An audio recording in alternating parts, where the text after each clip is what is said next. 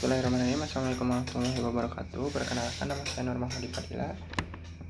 Di sini saya akan menjelaskan tugas UAS dari mata kuliah semester pendek BK Pasca Bencana, di mana tugas UAS tersebut tentang menyediakan konseling pasca bencana di daerah terpencil atau daerah yang sulit dijangkau.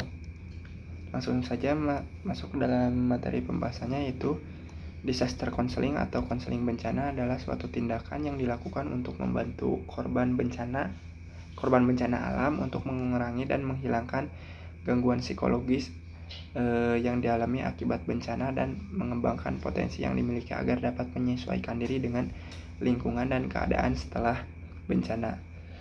Menurut Ikatan Konselor Indonesia atau IKI, pelayanan konseling untuk korban yang selamat dari bencana alam bertujuan untuk memberikan pelayanan konseling kepada para korban selamat yang mengalami krisis trauma atau gangguan psikologis akibat bencana alam, membantu pemulihan kondisi mental psikologis akut para korban bencana alam sehingga dapat beraktivitas kembali secara normal.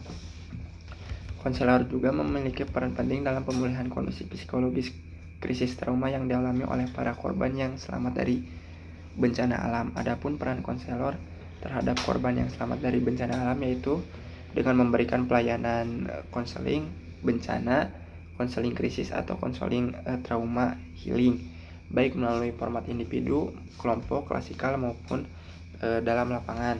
Sebagaimana layanan-layanan konselor ini dituntut untuk berupaya semaksimal mungkin untuk bekerja sama dengan klien dalam menggerakkan terhadap kompleksitas emosional yang dialami klien terhadap problem-problem psikis para klien tersebut.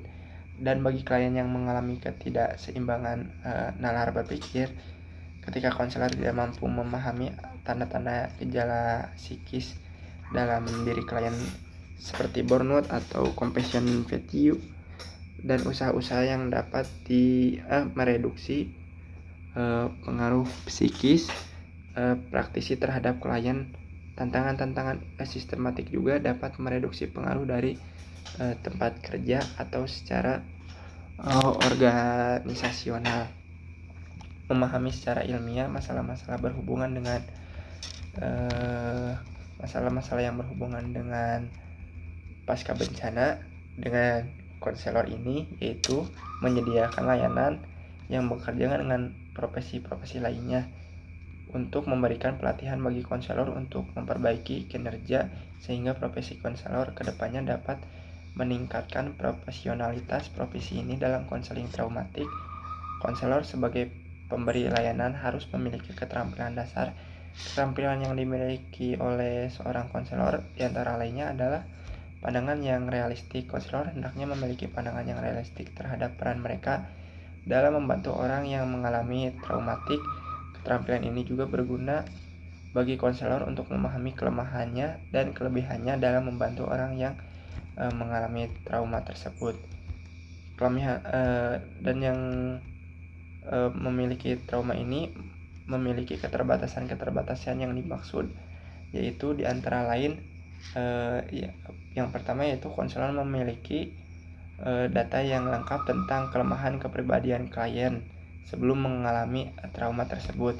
Yang kedua, konselor tidak dapat mengontrol pemicu trauma tersebut karena pemicu trauma itu adalah peristiwa objektif yang telah dialami oleh klien tersebut. Yang ketiga, konselor tidak dapat mengontrol reaksi keluarga dan teman klien pada saat klien mengalami trauma. Adapun ketegasan untuk mengarahkan klien adalah kemampuan konselor untuk mengatakan kepada klien agar klien berbuat sesuatu atau dengan kata lain mengarahkan agar klien melakukan sesuatu. Proses konseling traumatik terlaksana karena hubungan konseling dengan berjalan dengan baik. Proses konseling traumatik merupakan peristiwa yang tengah berlangsung dan memberikan makna bagi konselor yang mengalami trauma, yang memberikan makna pula bagi konselor yang membantu mengatasi trauma konseling tersebut. Mungkin cukup sekian video yang dapat saya sampaikan. Wassalamualaikum warahmatullahi wabarakatuh.